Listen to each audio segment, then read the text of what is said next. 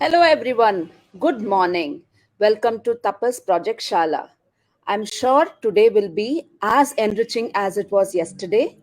Today we have with us Dr. Rajashree. She is the co-founder and artistic director of YouAndMe Theatre. We are so happy that you could join us here, Ms. Rajashree. So, Ms. Rajashree, Dr. Rajashree has done her PhD in journalism and mass communication. She has so many things under her profile. We are really lucky to have someone who has such vast experience in theater, serials. She's done direction, she's done choreography, and she has done a lot of plays involving children. So she's been part of the children's theater. She's directed 2 short plays. She's produced and co-directed 6 major productions with more than 12 shows for schools involving 1,200 children. She's also been part of a lot of programs and workshops curated for children, corporates, teachers, and senior citizens. She has directed a play for the Seattle drama team for International Kannada Conference. She has conceptualized and executed a unique online program for children called Gurukula Live. This was regarding blending ancient Indian stories with theatre, puppetry, games, and quiz that enabled building of critical skills of visualization, communication, confidence, and there were many batches conducted in India, USA, and UK. She has published a unique book of children's writing for children called dramAcademics. This is available on Amazon also. So this was one of a kind book with 7 child authors writing plays through a workshop where they were professionally trained. The uniqueness of this, that was the plays were based on their science lessons and from the next and from the textbooks. So, with such a wonderful personality there with us today, without further ado, let us have Dr. Rajashree on the screen. Welcome aboard. Thank you so much, Shruti. That was a wonderful introduction. I feel a little kind of overwhelmed with all the description that you just gave me. So thank you very much. I think I'm thrilled to be on this platform, talking to a lot of people, though I don't see them here.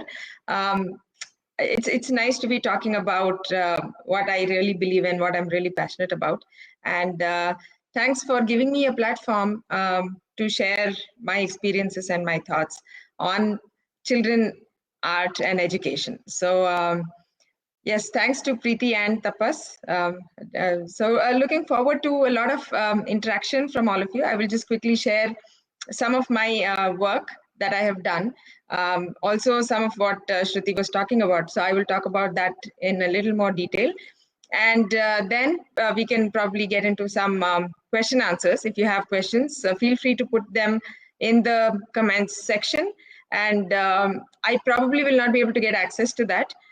So it's okay if there is a question halfway through my talk, you can interrupt me and let me know, so I can just clear that right away and then move on. Or we could also take questions after I'm done presenting, sharing my thoughts. We could then discuss more about what I've just spoken. So yes, Shruti, I think, are we good to go? Can I start? Yes, Dr. Rajashree, go ahead, please. Okay. Yes, like you see on screen, it's called dramAcademics, and I come from this company called YouAndMe Theatre. And now our main purpose is to, one, make theatre more relevant and more connected to people from all walks of life. So it's not just about performance, it's not just about entertainment. We want people to know and understand the beauty and the value that a performing art carries beyond being just entertainment. Unfortunately, in the times that we live in the society that we live in, these have been sidelined to just entertainment and something that you do when you're free, something that as a hobby or something that is your pastime.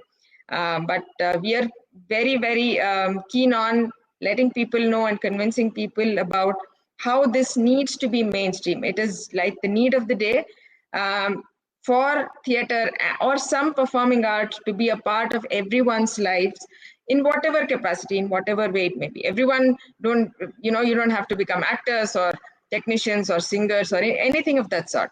It could still improve a little bit of your life. It could still make a difference and help you, be a happier person in whatever little capacity possible. So in today's context, yes, we're talking about children and education.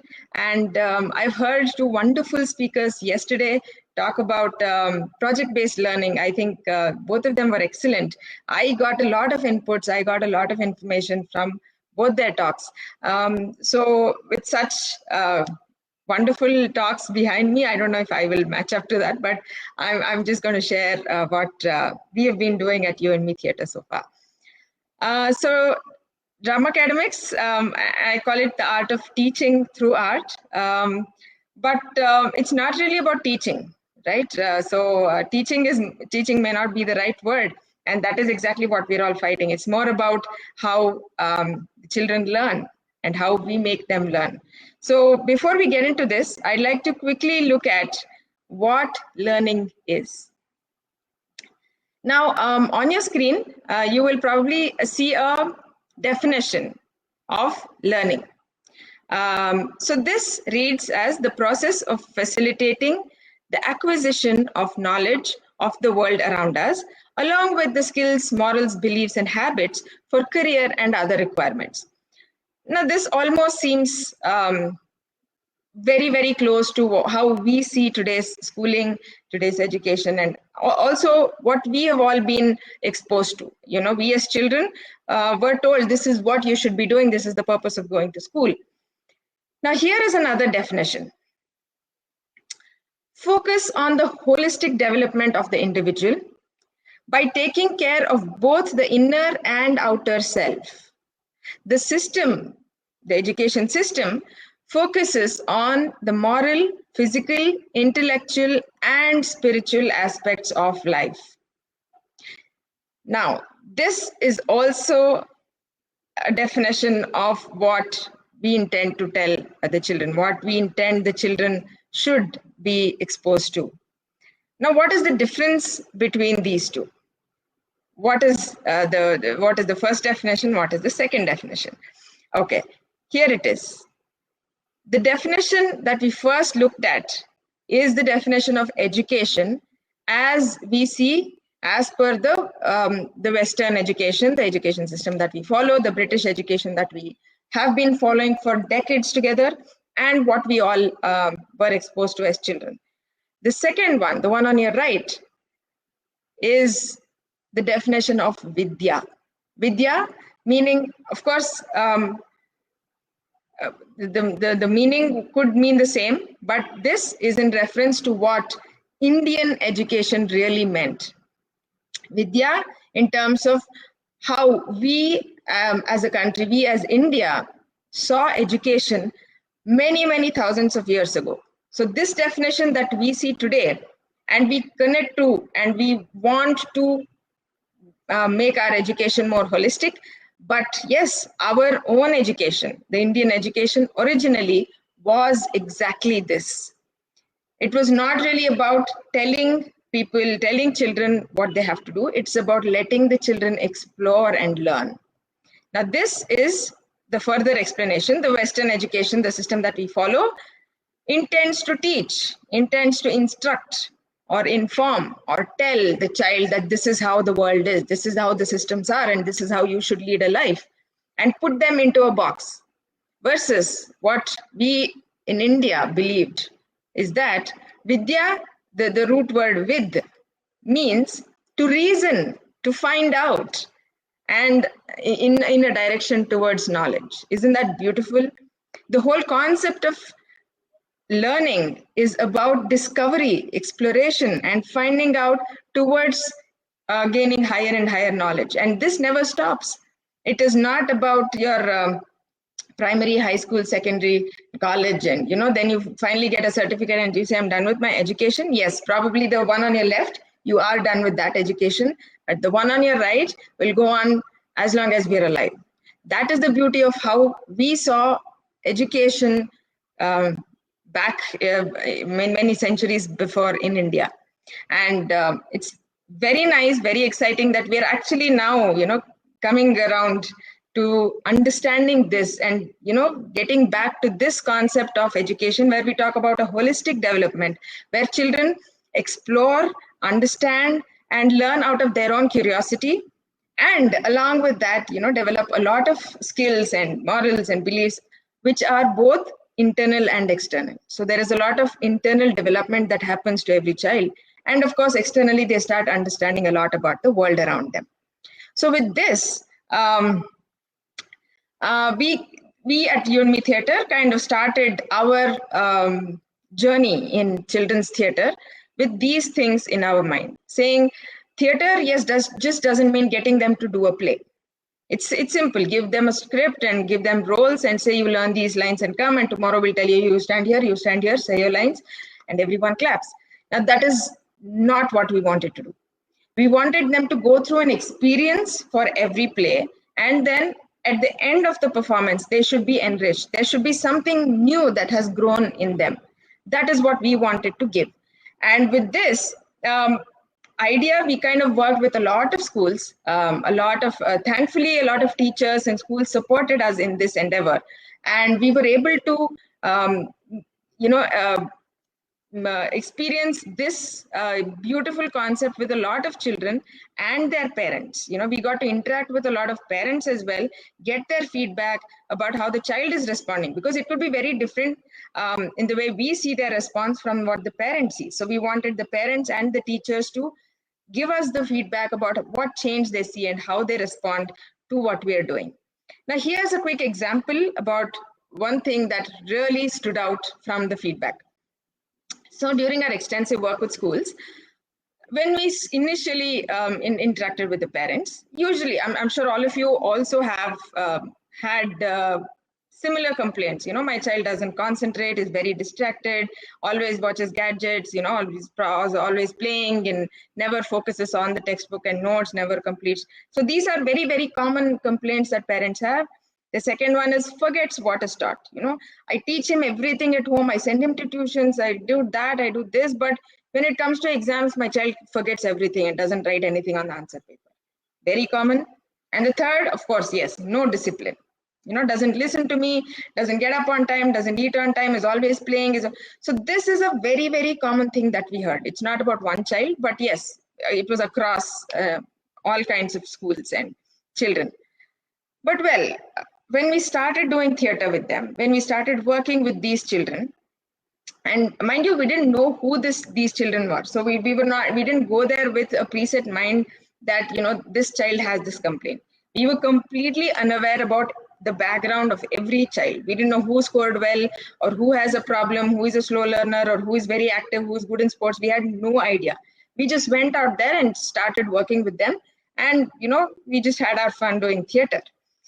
Now, when we compared this with what we saw in our experience, when we were doing theatre and art integration in these schools, well, the children who had this complaint that they cannot concentrate could extensively coordinate the light and sound cues with their entries and exits and their lines, the co-actors' lines and all of that. And this requires immense amount of concentration.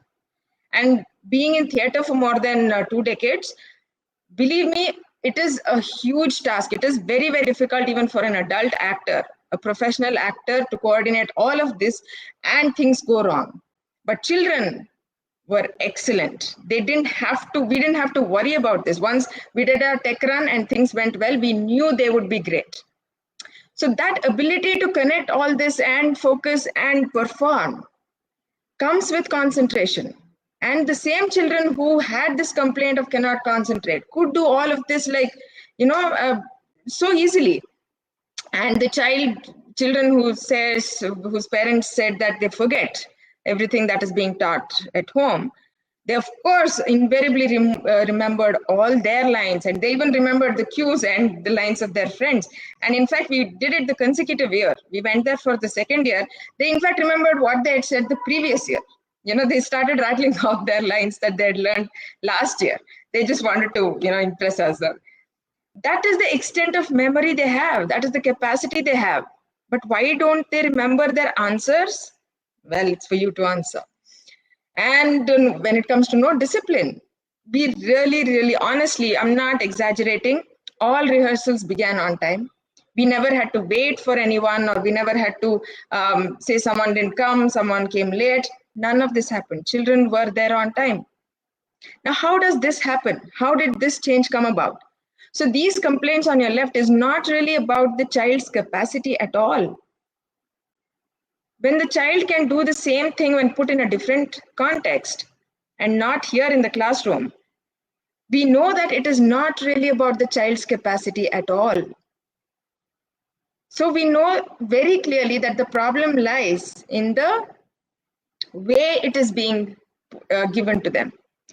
Now, the same concepts given to them in a different context, they were thrilled, they were excited, they enjoyed. But when it came to classrooms, when it came to textbooks, nobody seemed interested. So it is more about the process than about the child itself. No child, in fact, I can guarantee you, no child has any of these issues as they grow up.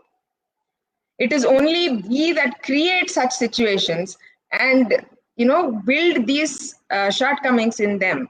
And we don't even realize that, but it keeps continuing. Very unfortunate, but yes, that is what has been happening. And it's been there, even my generation. I think a lot of my friends and my peers also went through this. And I think yesterday's talk, I think she was talking about how she struggled when she was in law school and how she was not convinced about it, but she was forced to do things. This is invariably the case with all of us. Which child is really excited about going to school today? Which is very unfortunate, right? They should be excited, ideally. They should be eager to go there, explore, and see what they can learn today, you know. And that is exactly what we saw in theater. They would, you know, even if we called them for rehearsals at, say, 7 o'clock in the morning, they would come. Because school starts at 9, we wanted them to come at 7. So we have 1.5 hours of rehearsal and then they start school. They would come on time. That is the excitement that we want for schools, don't we? And here they were learning, of course. And this is where we thought, when there is so much enthusiasm, there is so much excitement, why don't we bring in science and math and languages and these elements into theater itself? Now, this is a situation that makes them excited, that they love, they enjoy.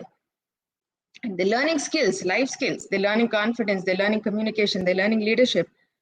And why don't we bring in this? This is the only thing missing.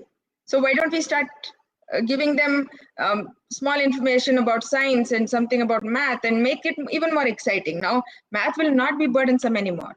So that led us to the whole idea of dramAcademics, where we start teaching academics through drama. Again, teaching is not the word, but yes. So drama is where we, the drama is more used as a medium. Why drama? Of course, as a performing artist myself, drama is not really about just a play. Theater is something that encompasses all performing arts. There is music, there is dance, there is visual art, there is painting, there is craft, and there are technical aspects like light, sound, and so it brings together everything. So somebody who's good at music can still be a part of theater. Somebody who's great at dance can still be a part of theater, which is why we bring in drama, which comes together, which, you know, encompasses all the performing arts and visual arts in one medium. So that is where we actually started the concept of dramAcademics. Now I will jump the gun a little and say this art integration activity that we were doing is exactly what the concept of project-based learning is. Now, how is our art integration activity a project-based learning? Before I explain to you or justify this statement that I have made, I will quickly explain to you what we have been doing under dramAcademics. So one of the things, of course, we've done a lot. I'll just pick 2 examples that we've done, is this play called Parliament of Elements. So I don't know if the name itself gives you some idea. It's about a parliament. Parliament is where two sides, there is the ruling party, the opposition party, and there is the speaker, and there's a lot of argument that happens as to who's right, who's wrong, what needs to be passed, and all of that. So this is a lesson in civics, social sciences. And we put that together with the elements, the periodic table. Now this is chemistry. So periodic table is one of the most boring subjects. I'm sure all of you will agree with me. In this, when we studied back in school, we had to memorize the short forms, we had to memorize the qualities, we had to memorize what noble gases are, combustible gases, and metals, metalloids. Oh man, it was like the most confusing thing ever. Now, when we brought the whole thing, the whole periodic table, and made that into a play, and got children, like you see in the picture, each child was allotted a specific element, and they had to go back and learn a little about who they are, right? And then, of course, this was a slightly, we had scripted this a little for their final performance. But before that, what we got them to do was each of them had to come up and talk about themselves and speak about why they are better than the rest. Like in the parliament, they have to put forward their idea of their qualities, their characteristics, and say why they are better than the rest. Their idea needs to be passed. So everybody got to research a little about every element. And now that child will never forget in their entire life about who they are. So there's a girl who is helium. Now she's researched so much about helium that she's not going to forget about that ever. And what also happens is that her friend is probably, say, calcium. Now her best friend is calcium. Now every time she thinks of calcium, she thinks of her friend. Now with that, all the characteristics will come into place, right? So that ability to relate and connect to their friends and their study and their research, all of that made the periodic table so friendly that they never thought it was a burdensome concept. And now we also got them to do some role plays. So what are these role plays? They already got their roles. So there was one helium, calcium, barium, all of these characters given to these students. And we put a combustible gas with another combustible gas. And so we asked them to react as they are. Now, how would they react? There would be sparks there. And we gave them emotions. So if it's a combustible gas, they're probably angry or irritated. Or if it's a noble gas, they're more peaceful and subdued and things like that. So when we bring these emotions into it, we allow them to interact. There's one combustible gas jumping on the other and the other just keeps quiet and not react at all. It's a very entertaining, very funny situation. And it's very, very interesting how children come up with excellent ways of bringing these things out. We had a great time actually giving them these role plays and seeing how they actually bring about the characteristics of every element. Now with that, we know that it is right there, it's already there in their head. They don't have to memorize, or it's not about impressing someone, or do they have all the points? None of that, because it's already there. And when they do these kind of interactions, it's very non-judgmental. We don't say you're right or wrong. There is nothing of that sort. It's just more entertaining, less entertaining. That's all probably. Beyond that, there is no judgment. What you do is right because it's your own. It's the way you communicate. It's the way you put forward your idea. So there can be no right or wrong in that. So that way they feel a lot more comfortable. Now what these things do is provide a safe space, which means it's okay to say what you're saying, which is usually not allowed in a classroom, right? If you're thinking something, you're not allowed to say everything that you think. Here it's fine, because it's a safe space. Nobody's going to judge you, nobody's going to scold you, and your character, you're just there to have fun.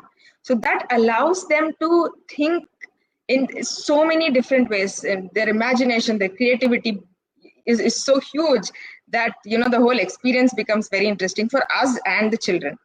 Now this is what I call experiential education. Of course, experiential education also means taking them to taking them on field trips and getting them into actual, say, an industry or a farm, or giving them the actual experience of what people go through.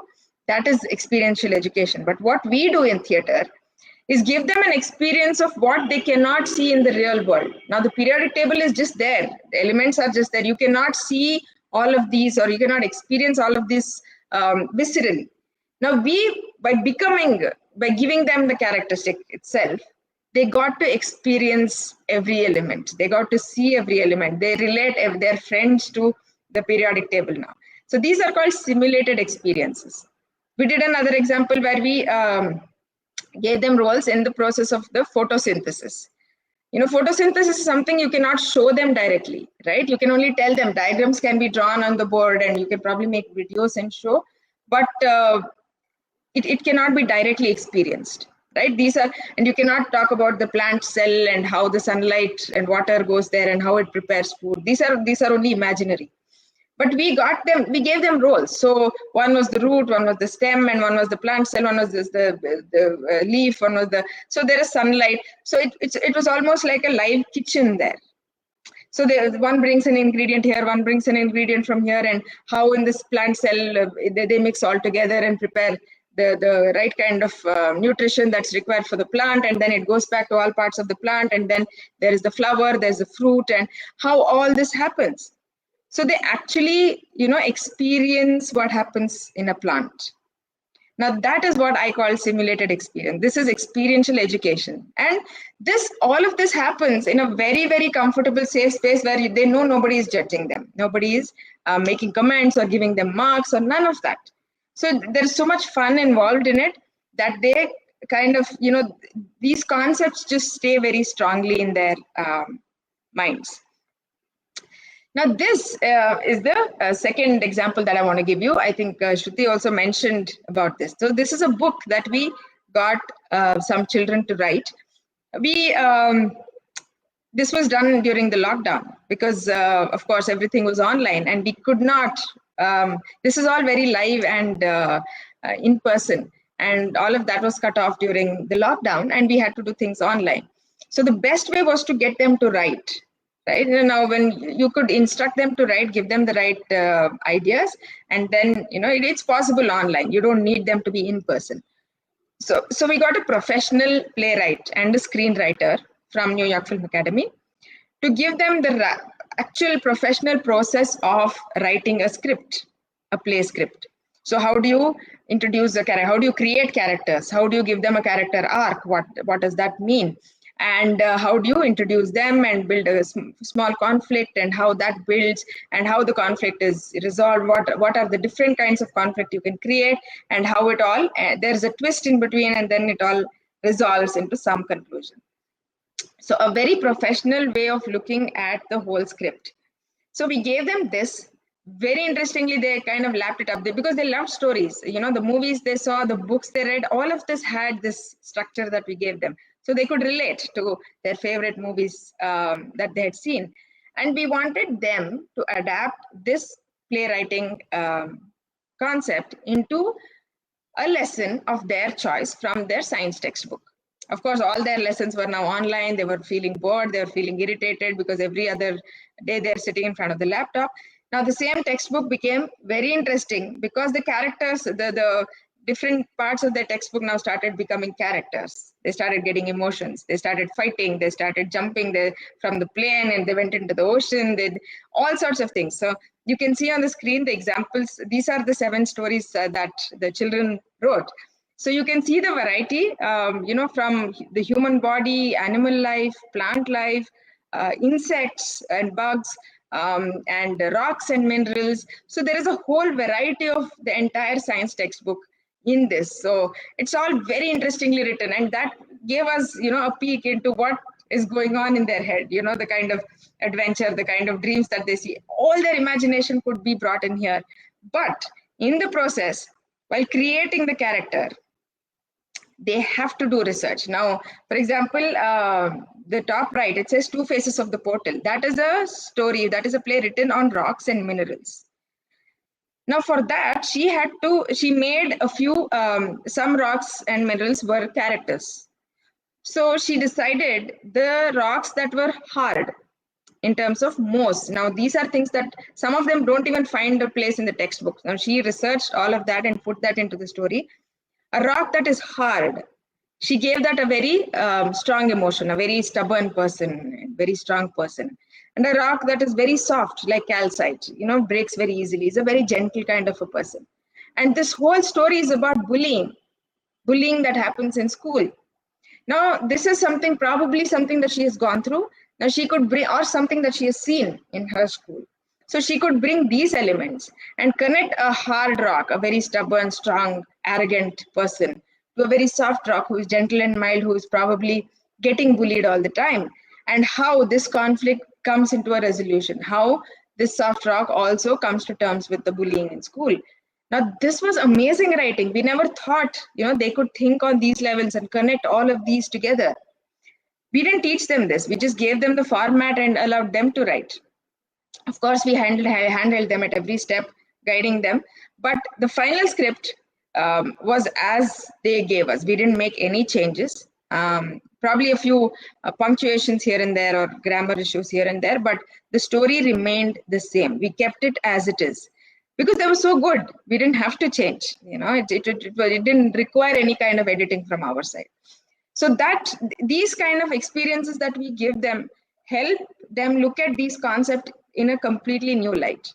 And when I talk about this in the terms of project-based learning, now I'm sure you kind of connect why every art integration activity is project-based learning, because like project-based learning, they work individually and in a team, right? When they have to work, when they have to present a play, the Parliament of Elements, they worked individually on their elements, and they also worked with each other. They did role plays, they had to get their positions, they had to argue.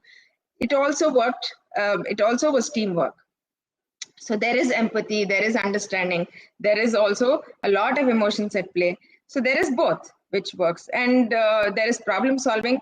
Any play you take, any performance you take is invariably, you have a lot of obstacles, you have a lot of issues that come up. We allow them to solve their own issues. Somebody didn't bring something, figure out how you can find a replacement for that. What can you do? So they solve it amongst themselves. So there is critical thinking, empathy, of course, they connect with each other. And probably the first bencher in our kind of classrooms and the last benchers don't even talk to each other in the normal classroom. But here they were all put together. They were all mixed up. We didn't know who the first bencher was, who the last bencher was. They probably became great friends here. They connected like they never would have. Now that is something that only theater can do. And of course, it includes a curriculum-based concept or an idea. So the parents and teachers are also happy. The children are having fun. Parents are not complaining either. So it was like a win-win situation for children, us, and the school. So this is an enjoyable way of looking at how learning can become fun, right? We never associate learning and fun. You have to study all the time, and then you can have fun. You've been having too much of fun, I think you should study. This is how we separate the two. But why cannot learning be fun, right? That is what we try and do at YouAndMe Theatre. And the biggest complaint when we talk about arts is that it's usually right brain, creativity, imagination, music, art, all of this is right brain, so the left brain is, my son is very good in science and all, he won't like arts. That is what parents assume. What is the reality? They hardly know. They just want the children to do engineering. But when you look at these activities that we do, I don't know what the parents would say, but here are just a few tasks that I'd like to share that children do during these activities. For example, deciding if a particular line in a scene needs to be edited out. Now, when they were writing a play in dramAcademics, like I told you about, they had to do draft 1, draft 2, edit, re-edit, all of that. Now, when in the first draft, they would have written extensively. Now they have to probably cut that down to make sure it is not, stretched out. It's not dragging. That energy needs to be kept. So all of this needs to be thought of. So a lot of editing needs to be done. So when a child needs to decide if a particular line has to be cut, what is at play? So that is like objectivity, right? It's about genuinely looking at your, it's not an emotional connect to your script. They have to objectively see the script and say, okay, maybe this line was, it's a repetition, it's already being said previously, so I think I'll cut it out. A very objective way of looking at your own work. Left brain, planning the length of the script based on the required duration. Suppose we say you have to write a 20-minute play, and we say ask another child to write a half-an-hour play. Now the length of the script of both the children will not be the same. Depending on their handwriting, depending on their line spacing, they have to figure out how many pages they have to write. And depending on how many pages, they have to figure out scene 1, probably 2 pages, scene 2, 3 pages. So they have to do this math. They have to calculate the whole thing and say, finally, this is a 20-minute play. Number skills, left brain. Improvising a dialogue. Now, we do a lot of this in role play. So there is a script written, but we allow them to build a lot on that. You know, if there is a conversation, it need not be the same. You can, as long as you know the character, you can continue to talk in character. What is that about? Written language, spoken language, left brain. Sharing responsibilities or expenses. When you give them a project, when you say this is the play we're doing, and you know, among themselves, you say who's doing props, who's doing costumes, who's doing makeup, who's in charge of script, who's in charge of rehearsal. They give responsibilities, and that's a very, very logical reasoning that they need to use, because I think your mom you know, is a designer, so I think this will help. You can take help from her, so I think you should take this department. You stay close by to school, I think you should take the responsibility for rehearsals. So there is some reasoning that goes behind every decision that they take, and we leave it to them. Left brain. So looking at a co-actor forgot to bring a prop for the show.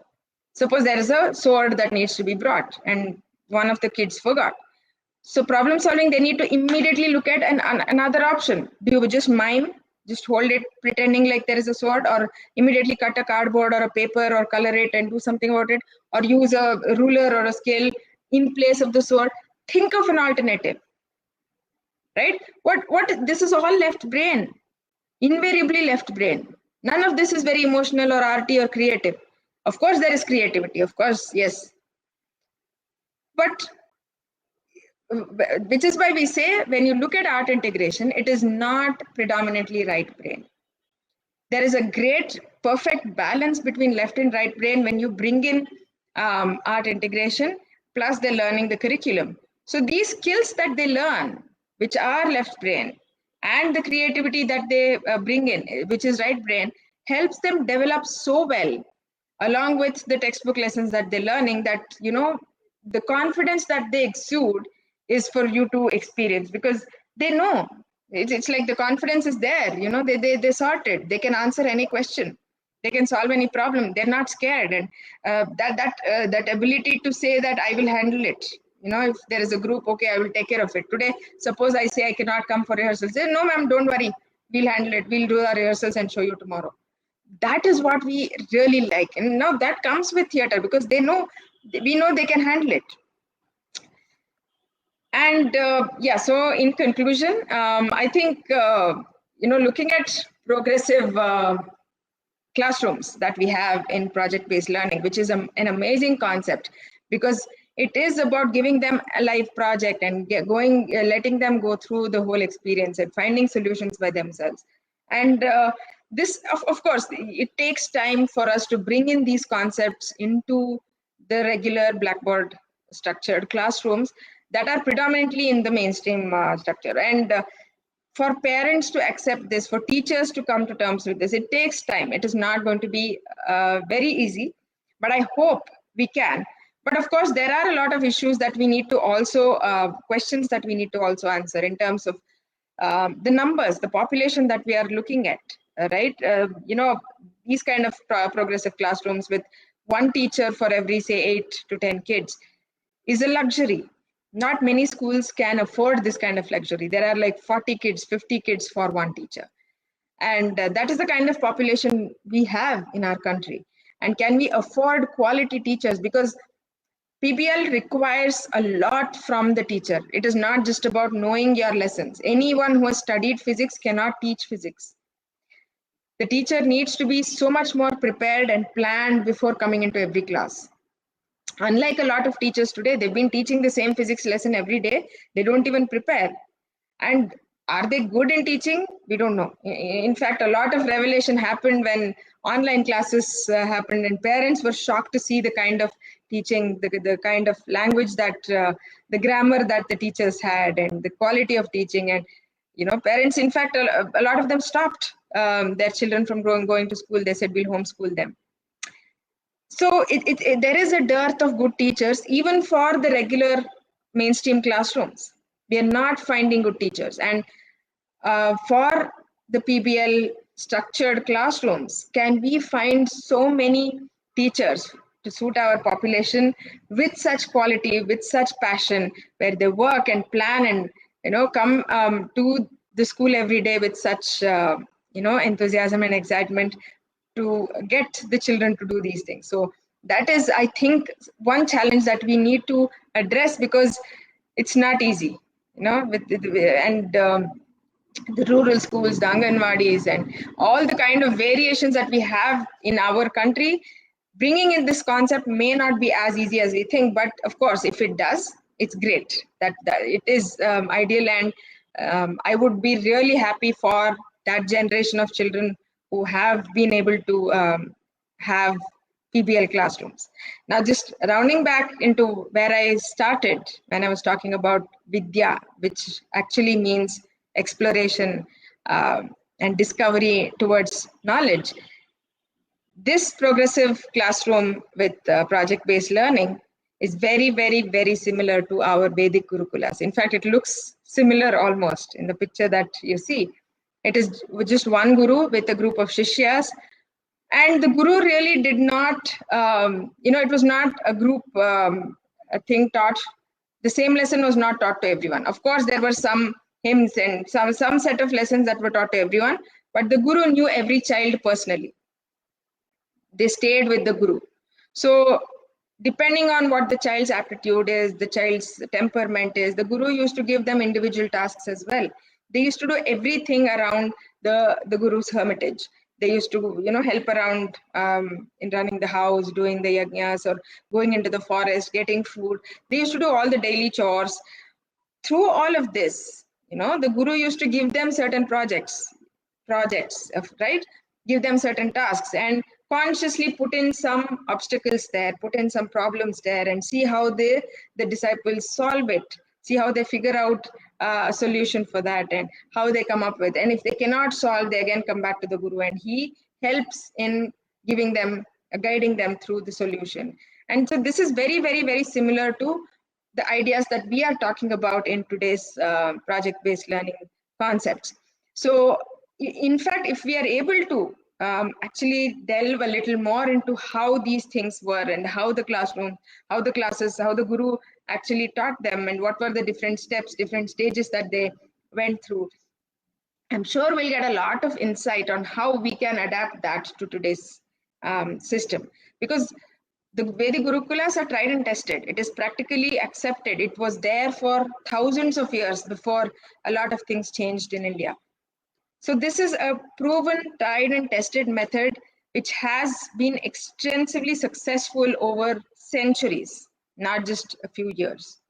So if we can adapt that, there has been something that, I'm sure they have had. So it would be great if we can bring that into our systems today and adapt what we already had. It would almost be like going back to our roots, which is always very exciting. So that actually concludes my talk. So I'll be open to any kind of questions that you would want to share with me. Shruti, you're on mute. Yes, that was so interesting. I wish I had someone like you teach me science when I was in school. My perspective about science would have probably changed, and I would have probably topped the class if I had learned science through drama. So, tell me something. How did you come about, coming about getting drama while teaching children? Like I said, it was a very organic process. We didn't really think about it, or we didn't really conceive it when brainstorming. We were just working with children in schools, and we were also interacting with parents and teachers. And like I told you, these were the complaints that kept coming to us.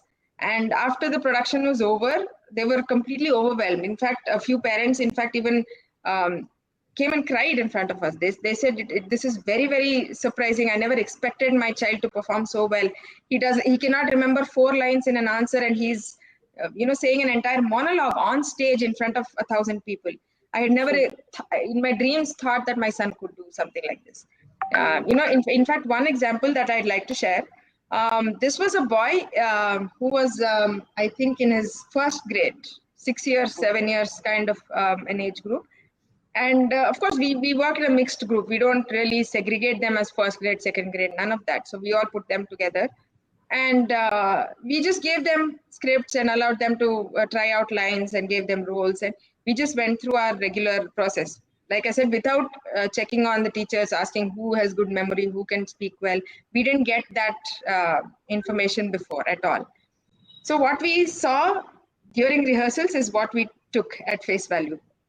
Okay. And in fact, this was like a 90-minute performance that the children themselves put up. Of course, we helped them with the basic script and concept with the rehearsals and all, but it was a 90-minute long production. And there were about 8 kids who were like connecting various different points, like narrators who were connecting all of it. And there were different groups performing on different topics.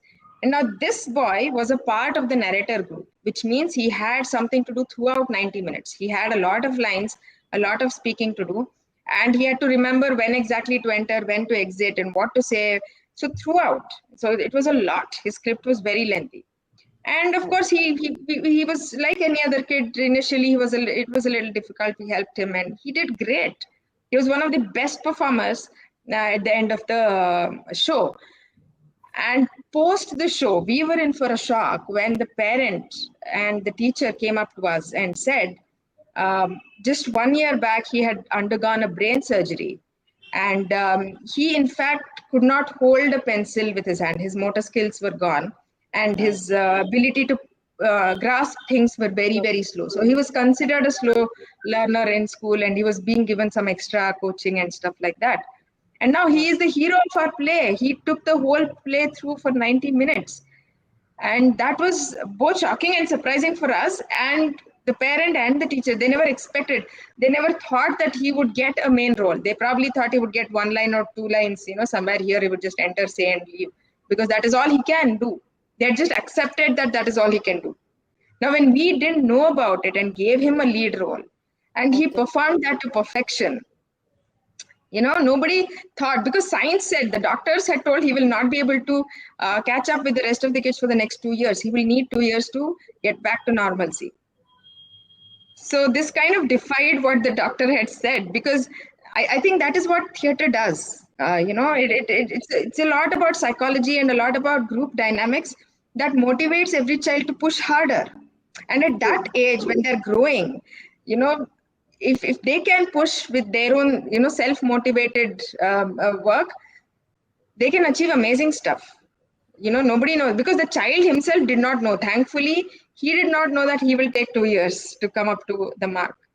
Very true. Only the parents knew. So he said, okay, if the other kids are able to do, I should be able to do. Why not? If they can memorize lines, I can. And, it didn't seem like there was any problem with him at all. He used to apparently stammer. All of that, went off. So such is the power of art when it comes to children and education. And that needs to be harnessed. In fact, I don't think we have even explored like 10% of it. We've just begun to start looking at these things. So there is so much more that the art holds as a potential that needs to be explored. And of course, the parents and teachers need to be a little more open to say that the arts has something to offer, and it's not just a pastime. When we go there, the parents will blatantly come and say, no, I don't want my son to become an actor. No theater for him. Really, we're not even talking about acting here. So that needs to go. That mindset needs to go. When you say theater, it's not about acting at all. It has a whole universe beyond acting that it can provide. True, true.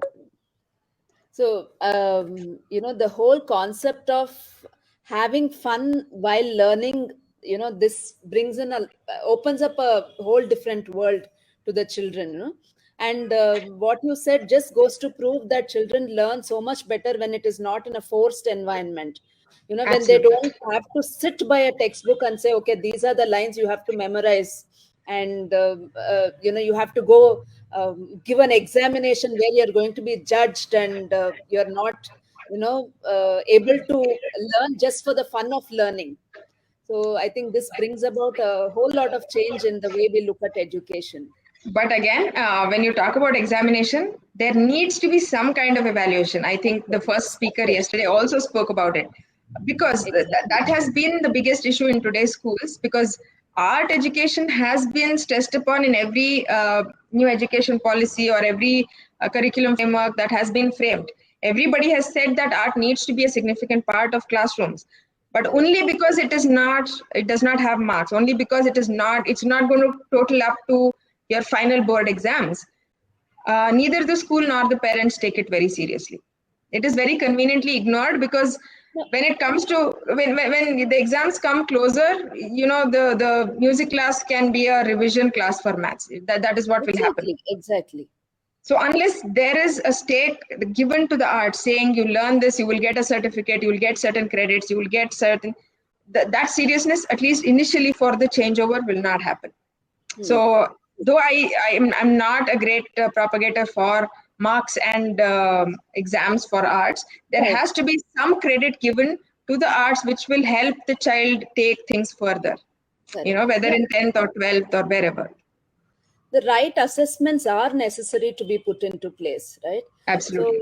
So, of course, what you said makes complete sense, and I am so glad that at Tapas we are, moving towards this, and we are trying to make sure that children as well as parents are in a better position to understand how learning works and how education is being revolutionized, right? Correct. So I'm again, like I said, I wish I had a teacher like you when I was growing up. And I wish someone was there, like, well, like us, to give us such, true, till now. I don't, I'm not a very I'm not very good at maths. Maths is not my friend. I definitely. don't know, because I don't know if I'm really bad at logical reasoning or anything, because I'm running a company, I'm an entrepreneur. So logical reasoning somewhere must be there in me. But maths somehow, there is that fear or some kind of anxiety that has gotten into me. I don't know if it was because of the teachers that I had, or because of the kind of environment that I had, or the way the pressure was put on me. I don't know. Even now, I suddenly become a little perplexed when you put in numbers in front of me and say calculate. Like, okay. Definitely. Definitely. I think we've all So, gone through that, and we've reached in a place where we can, make a difference with the generations that are going to come forward now. yes, yes, yes. So we just quickly before we leave, a couple of challenges that you've faced, maybe from other educators or parents when you wanted to go about and implement this. Um, some challenges, I think challenges are more than the work we have done. Okay. So, Maybe a couple of things. yeah, in the first place, like I said, convincing people that art or theater is more than just acting or just an entertainment is in itself a challenge. People don't see anything beyond this being an entertainment or a pastime. So Right. that is our biggest challenge.